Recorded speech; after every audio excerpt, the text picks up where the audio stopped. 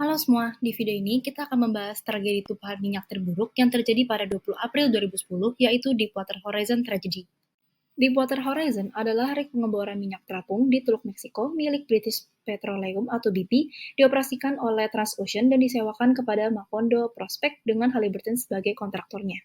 Pada September 2009, audit menemukan kerusakan alat, termasuk BOP yang sudah 5 tahun lewat sertifikasi.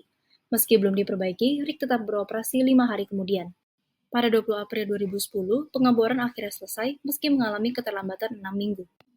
Di bawah tekanan waktu dan juga ekonomi, para pegawai memutuskan untuk mengabaikan aspek keselamatan. Lubang pengeboran ditutup menggunakan beton bercampur gas nitrogen dengan metode quick dry. Tiba-tiba, tekanan dan RPM melonjak tajam. Lumpur menyembur keluar dari lubang. Alarm berbunyi, mesin-mesin berputar liar, lalu mendadak berhenti, dan ledakan besar terjadi hingga menyebabkan kebakaran. Api yang sulit dipadamkan terus menyala hingga keesokan harinya. 2 hari kemudian, rig tenggelam dan apinya padam. Perlu diketahui bahwa setiap well drill akan memiliki BOP atau blower preventer, alat yang sangat berguna untuk menjaga dan mencegah oil and gas mengalir naik menuju rig. Setiap BOP akan ditemani dengan emergency atau EDS. EDS ini akan segera aktif ketika masa-masa urgent seperti power loss terjadi. Beberapa workers mengatakan bahwa mereka telah mengaktifasikan annular preventer dan juga pipe ramps yang mampu menghentikan flow dari oil dan gas menuju rig. Tetapi, keadaan sudah terlambat dan oil dan gas sudah terlanjur melewati annular preventer terlebih dahulu. Sehingga hal tersebut membuat mereka langsung menekan emergency disconnect system, tetapi hal tersebut tidak membuahkan hasil dan justru memperparah keadaan. Bagi mereka, EDS tidak mampu teraktivasi, mungkin karena power loss. Hal yang janggal di sini adalah EDS itu sengaja dirancang untuk keadaan genting seperti power loss, sehingga jika power loss sedang terjadi, EDS mampu tetap teraktivasi. Namun keadaan ini berbanding terbalik, EDS tidak mampu teraktivasi. Muncullah pertanyaan, apakah BOP dan EDS error? Untuk mengetahui permasalahan antara EDS dan BOP, para ilmuwan pun menggunakan ROV atau Remotely Operated Vehicle untuk mencari tahu lebih mendalam terkait BOP.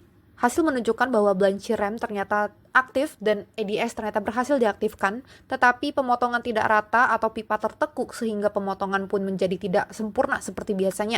Meski begitu, terdapat beberapa faktor yang mendasari permasalahan, seperti beton yang kurang kuat karena menggunakan lumpur semen yang cacat dan menggunakan metode quick dry yang sebenarnya tidak diperbolehkan.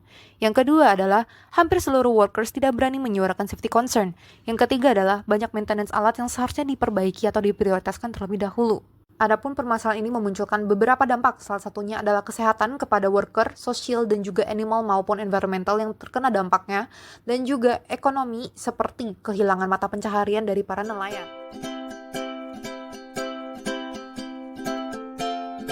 Strategi yang pertama yaitu untuk mencegah konflik kepentingan, dibentuk lembaga BOM, fungsinya memisahkan pengawasan dari urusan bisnis. Strategi yang kedua yaitu audit keselamatan dan sistem manajemen risiko harus dijalankan secara rutin, agar potensi bahaya bisa dicegah sejak awal. Strategi yang ketiga yaitu investasi dalam teknologi penutupan otomatis, dan deteksi dini sangat penting untuk menghindari ledakan serupa. Strategi keempat yaitu whistleblower harus dilindungi supaya bisa melapor jika ada risiko tanpa takut dipecat. Dan terakhir, gunakan prinsip kehati-hatian dan pendekatan ekosistem. Prinsip kehati-hatian artinya hentikan atau tunda jika risiko lingkungan belum jelas.